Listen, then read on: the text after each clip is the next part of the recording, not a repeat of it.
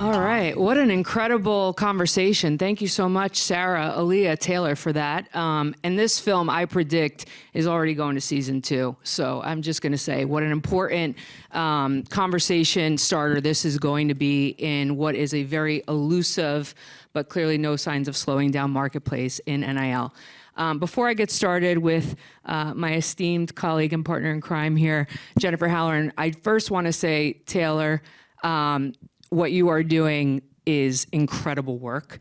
I think LSU and what I watched in that 30 minutes, every brand would be so lucky to get the time to sit with you and be educated on what you are literally trailblazing. So congratulations to what you are building at LSU. Amazing. And Aaliyah, you are her. You are her. First of all, I can't even get out of bed and get to Orange Theory, and you're running hurdles at record times. So I'm so impressed by that. But what I saw in that film is, again, an athlete who, that proactive nature of putting it first. I know a lot of brands that will want to be in business with you, so we're going to talk after this. And Jennifer Halloran, speaking of. Okay, so MassMutual, Jennifer Halloran is the CMO at MassMutual and has been in the game, literally and figuratively, with me since we've started Deep Blue and prior to that. But Jen, I'm going to take it all the way back because you've been supporting women's athletics, not just because you're a fan, but because you played. Your daughter is here in the audience, who was a collegiate athlete. Grace, where's Grace? Hi, Grace. D1, lacrosse. Jen, talk to me about, before we get into the business side, as you're watching these films, Aaliyah's here with her mom, the emotive response that this triggers for you, just with respect to how important it is to really create that support system for collegiate athletes.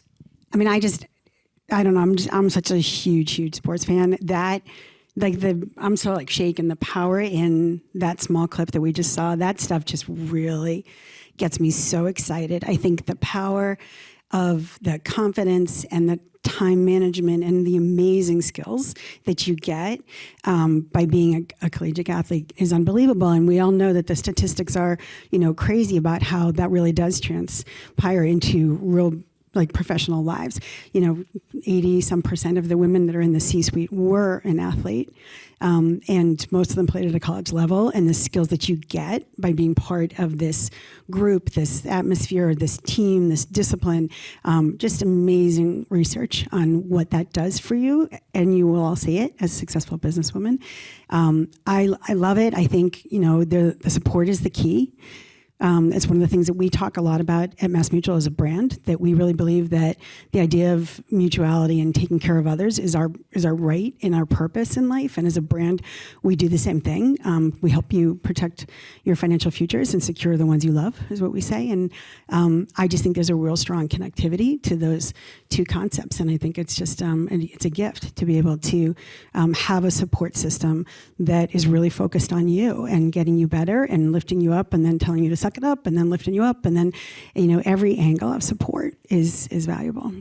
Jen, we'll get into what MassMutual is doing in this space with respect to platform communication and how you're aiming to leverage an incredible advisory field that you have to really support these college athletes and women in planning their financial futures.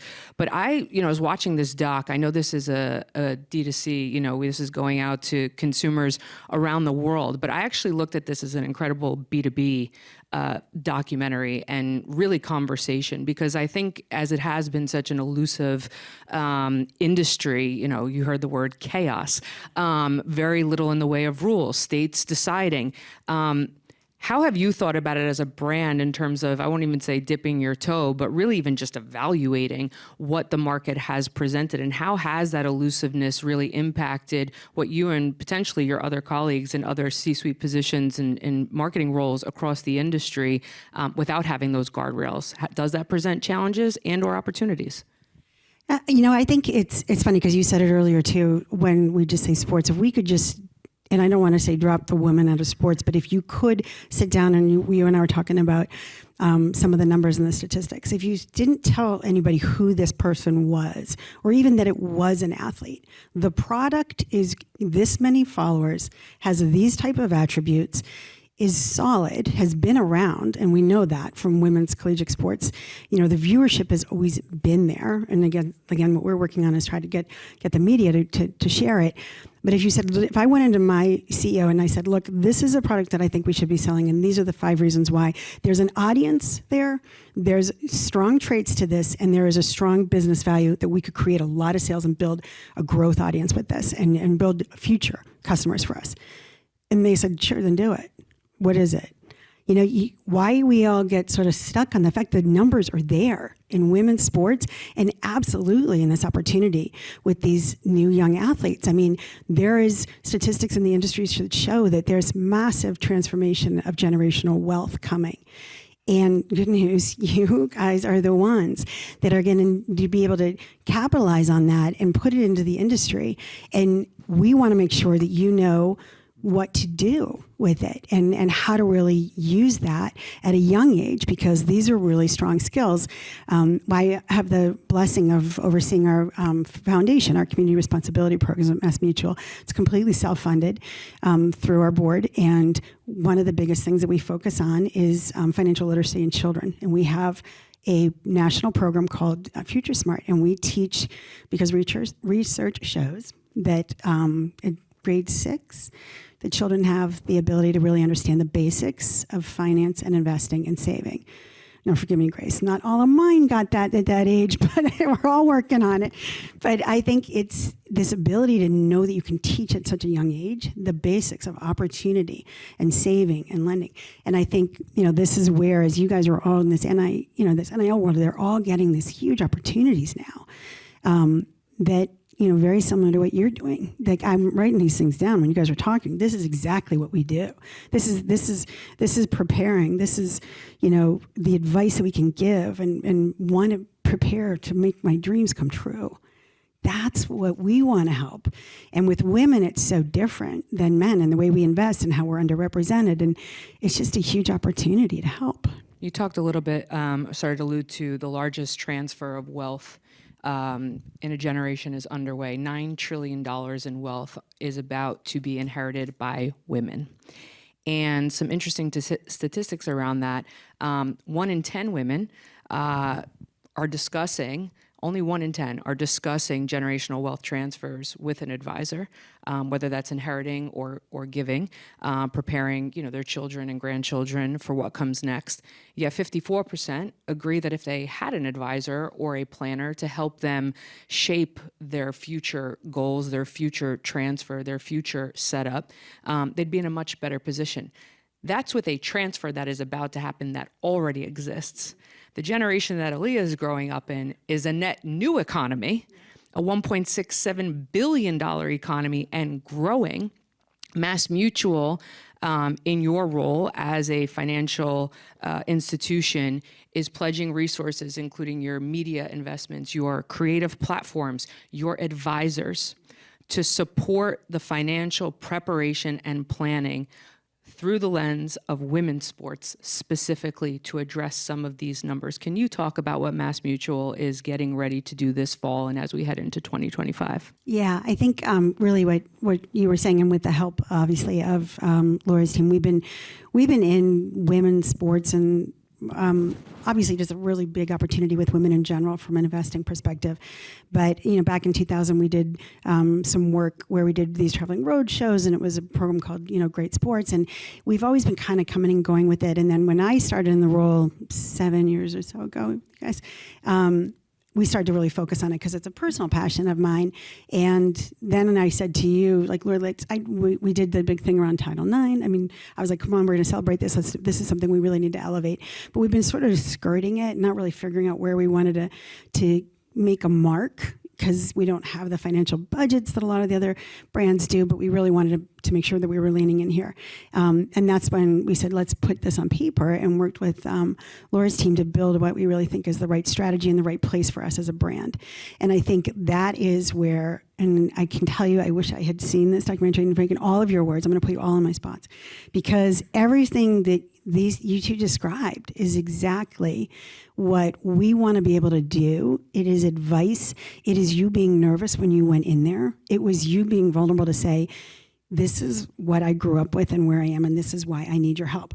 These are the exact statistics that keep women, all of us women, from finding an advisor, feeling confident that they could actually work with somebody without feeling stupid, balancing crazy, hectic lives where 80% of the purchasing power in the home is managed by the women, but they have the least confidence to go meet with an advisor and talk about how they could protect that money.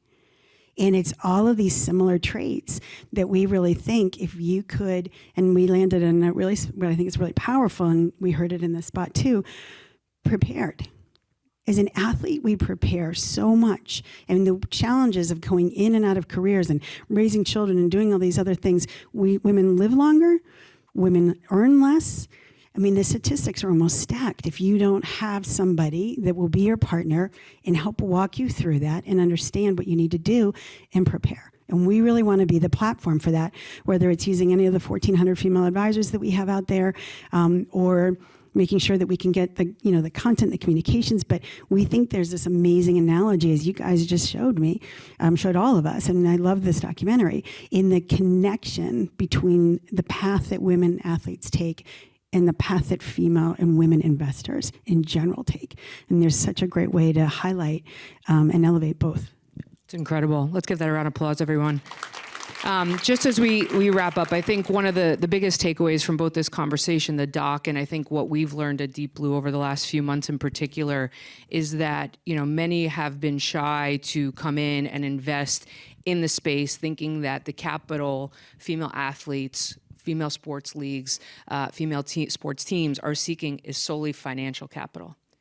It's not just financial capital. It's intellectual capital. It's services and products. It's the ability to sit and be mentored. I think you had a great, send that thank you email because you don't know what's going to open up after you putting these social posts up here. And so one of the big things that was a massive unlock for us just in the last few weeks alone, we've been in conversation with a very, very well-known female athlete and put an incredible opportunity together, a great potential partnership that we're exploring. And the one thing that her team came back and asked for and said, but can you please provide a financial advisor to us for a year? We don't have one. This is one of the highest earning female athletes in the world right now. And I've got 1,400 that would do it pro bono.